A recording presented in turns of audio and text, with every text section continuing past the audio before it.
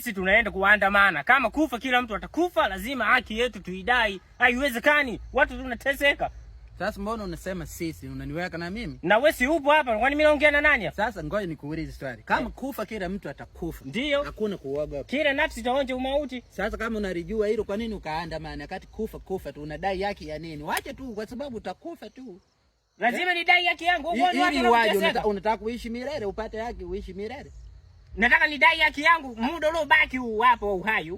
Tumia haki yangu vizuri. Ya nini wakati wewe uogopi kufa? Hata ukidhulumiwa, wakikunyonga umekufa. Mimi kwanza, mimi ushauri wangu, hata nchi hii kiuza sawa tu, kama mtu kaje kafika bei nzuri, watu tu kwani kunishida. Wewe kumbe wewe sio mzalendo Uzalendo kitu gani? Mtu kafika na mabilioni ya fedha, wewe unashinga ngapi? Hata ukienda kudai yake, ukishapata haki ndio utapata hela.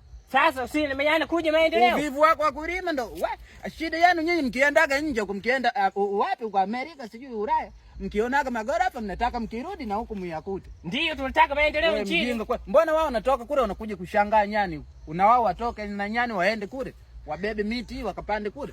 Haiwezekani. Sisi tusio safiri, sisi ndo tunajua Tanzania hii kulikuwa hakuna umeme huko. Tunaona huko Ifakara ilikuwa hakuna umeme.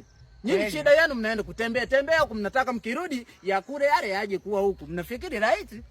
Kwa hiyo inaweza ikawa kazi ngumu hii. Sisi tusiyotembea ndo tunajua tumetoka wapi. Nyinyi kwenda kwenu Ulaya kwa watu, kwenda kuchungulia kule, ndio maana mnakataa kuchungulia. Mlikataa ndege, nyinyi sasa mnasafiri na ndege za nani?